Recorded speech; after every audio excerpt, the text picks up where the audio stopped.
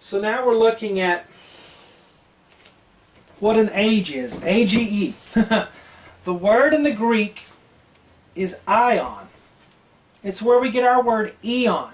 Now you have to be careful when you look and read in the King James for the word age, because sometimes it means generations, and that just means a particular group of people living on the earth at a certain time. We're not looking for that Greek word genea. We're looking for ion or eon. Okay? Eon, an age, a cycle of time. An age has a beginning, a middle, and an end. We open the Bible. At the end of an age, we read. We already talked about this in an earlier slide. Some people call it Jeremiah's flood because the earth was without form and void in a wilderness. God didn't make it that way. He made it perfect and beautiful. Remember in Job when the sons of God and stars sang and shouted for joy when the earth was created. They were present when the earth was created, and it was wonderful and beautiful. When we read in Genesis, it's not wonderful and beautiful, it's destroyed, and water covers the earth. God had destroyed it because of sin. And what went on in that age? I don't know what was going on there, but we open the Bible at the end of an eon. And then in Genesis chapter 1, verse 3, we read about restoration, not creation, not the initial creation, but a restoration of the destroyed earth. And we have Adam in the Garden of Eden. Okay, and what does God say at the beginning of this new eon? He says, "Be fruitful, multiply, and replenish the earth." In order to replenish, the earth had to already be plenished at one time. And now they're going to replenish the earth. Alright, so we have the beginning of a new eon here, with the restoration of the earth and the creation of Adam. And we know what happens as time goes on. In Genesis 6, the wickedness of man had increased in the earth in those days. Every imagination of his heart was only evil. Then we have the flood that comes, Noah's flood. So the end of an eon was upon the earth. An end. And it wasn't a complete destruction like here, like in Jeremiah's flood. So that's why when God gave Noah the rainbow and he said, "I'll never destroy the earth with a flood again," that's because he's done it before. Maybe other times. It'll never happen that way again. He'll destroy it by fire, but not by flood anymore. Not by water. Okay? So, and what did God say when Noah stepped off the ark after the end of that eon? He said it again. He said, "Be fruitful, multiply, and replenish the earth." I wonder if God says that at the beginning of every new eon. Maybe. This eon has been quite an interesting one. Tower of Babel, Israel, Abraham, Israel, Christ, the church, the mystery of God. No one knew about the church this time we're in right now. It was a mystery. God had it hidden in Christ and revealed it when it was time. Even Daniel's 70th week is part of this current eon. Okay? It's an eon.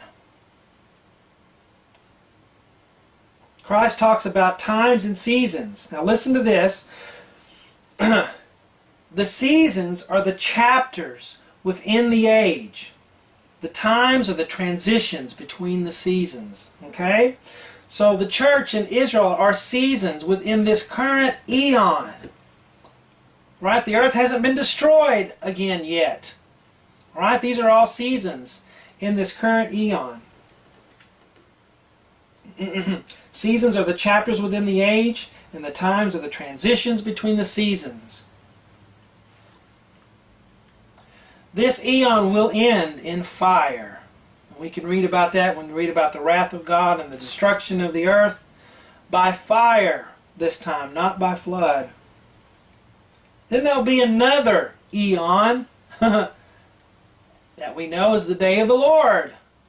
But that eon will also come to an end, and the earth will be destroyed by fire once again. We don't have time to go into all the scriptures for this, but you can find it. Fire. will end that eon. What's interesting, I enjoy science. I enjoy scientific evidence.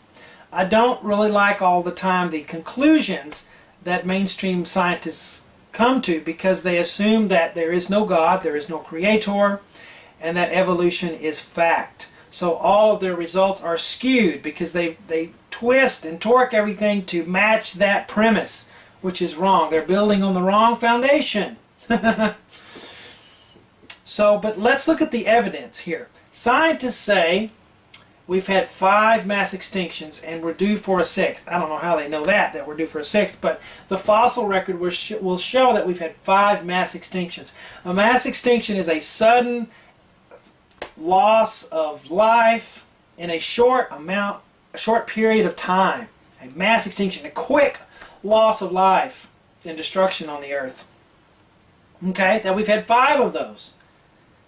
And we're due for a 6th. Now that's interesting to me, because that would mean that 5 eons have passed, or 5 ages. We're in the 6th one,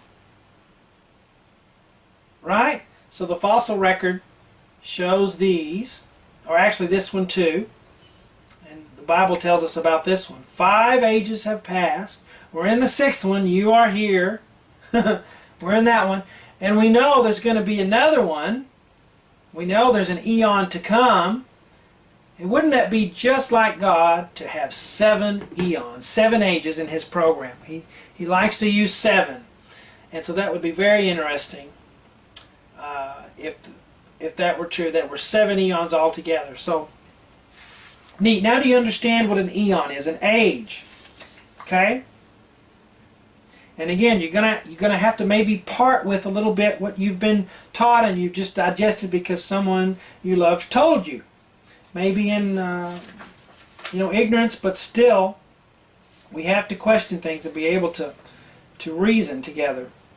Just because you believe something your whole life doesn't make it true. Now,